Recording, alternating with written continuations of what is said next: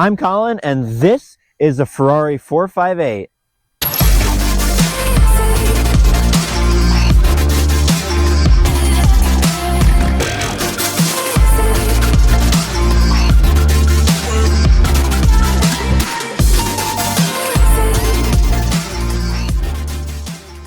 The Ferrari 458 is part of a long lineage of mid-engine V8 Ferraris.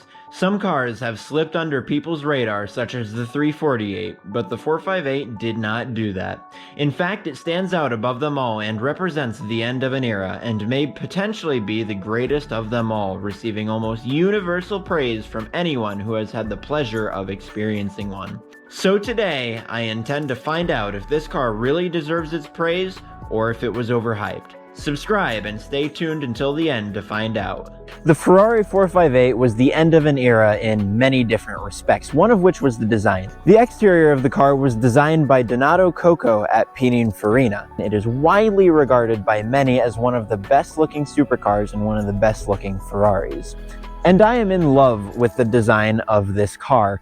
At the very front, you start with your integrated headlights into the fenders that become the front haunches, and eventually the line swoops back and ties into the rear haunches that really give its presence on the road.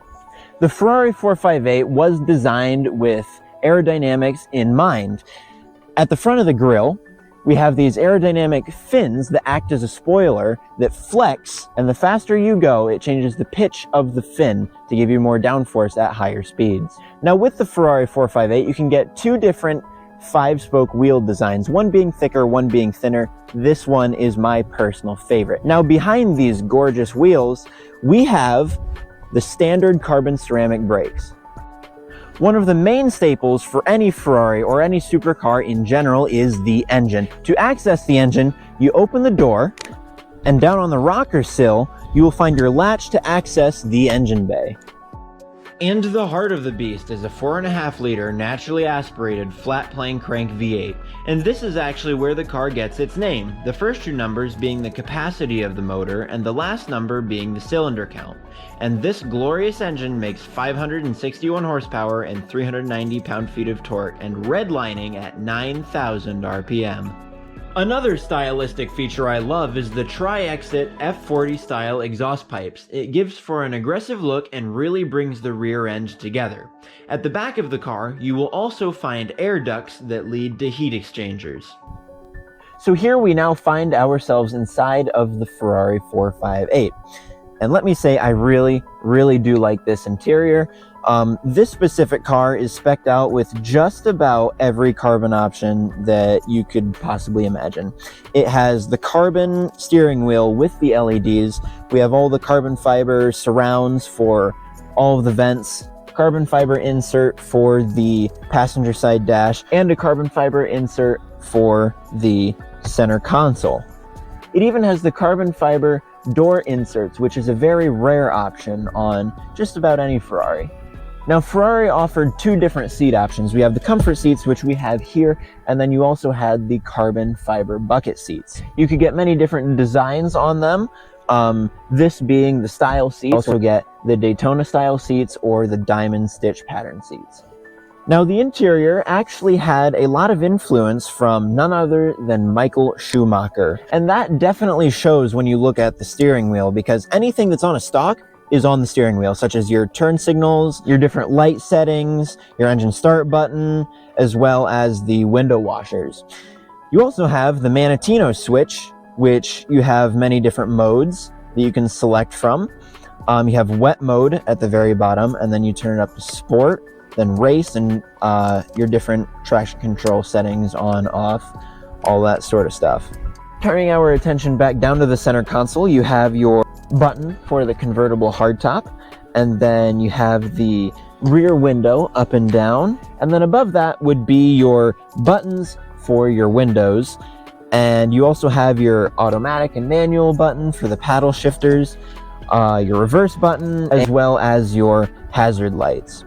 To the right of the driver, you have your different radio settings, and then below that is your air controls. Now, there really is no screens in here to date the interior. The only two screens inside here is up on the gauge cluster, which shows everything such as your speedometer and your radio settings, etc. Now, one thing the screens do not show you is your fuel economy, because it's miles per gallon, not miles per gallon.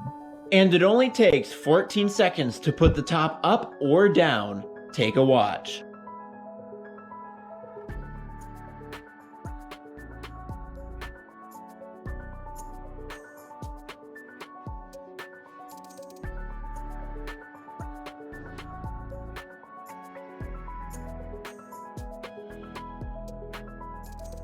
And now, it's time to go for a drive. But before we do so, please don't forget to like this video, subscribe to this channel, and check out my other videos.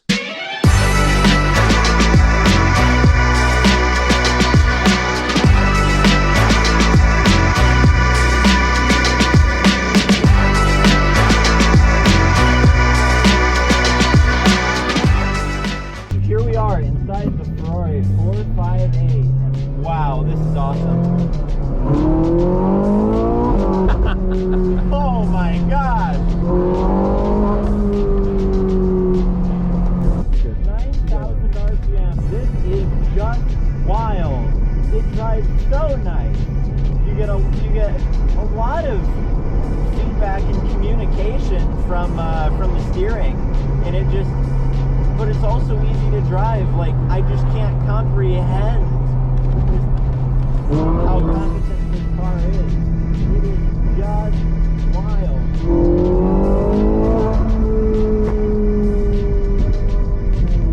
I am just so impressed with this car.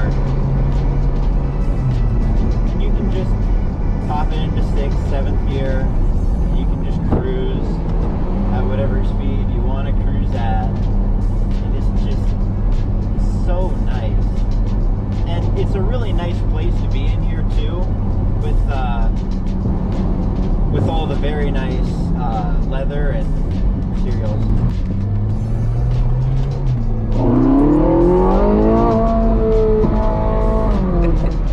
Oh my gosh, I love this thing. And you know, the ride on this car it's actually very plush. You're not getting shaken to death. It's damped really, really well. Like, I just hit a small little bump there, I didn't even feel anything.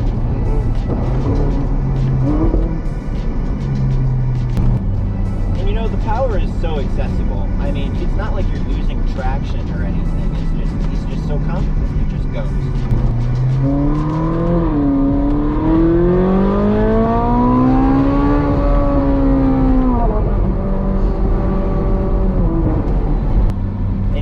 Right now, I'm in 4th gear, 35 mile an hour, just cruising, having a good time. Now, a very interesting part of the 458 is you don't have the horn where you would normally expect the horn to be. It's actually on your thumb tips. And as previously stated, the feedback of the steering is just so nice.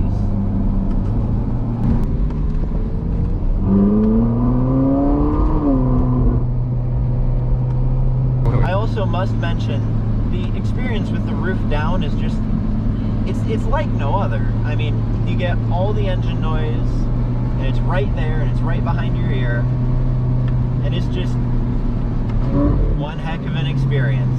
A couple other driving dynamics I really like about the car is the brake pedal feel and the throttle response. The brakes stop the car well, but the pedal isn't so touchy that you have to be constantly apologizing to your passenger. The throttle response is so instantaneous due to the natural aspiration of the engine. Another thing worth mentioning is that the 458 was the first Ferrari to not have a manual option, and there are two reasons for this. One being that it gave the engineers more freedom, so instead of having to build the car around two different transmissions, they could focus on making the car as good as possible without making any compromises. Two, and probably the main reason, being that by the end of the production run of the F430, the 458's predecessor, Ferrari didn't really sell many manual cars. And now, for the conclusion. The Ferrari 458 lives up to its praise, being one of the greatest Ferraris of the modern era. It has everything you want from a supercar. It looks phenomenal, sounds just as good, and has an engine that is still relevant today. Not to mention the engineers at Ferrari killed it on the chassis and driving dynamics. The Ferrari 458 will be remembered for decades to come.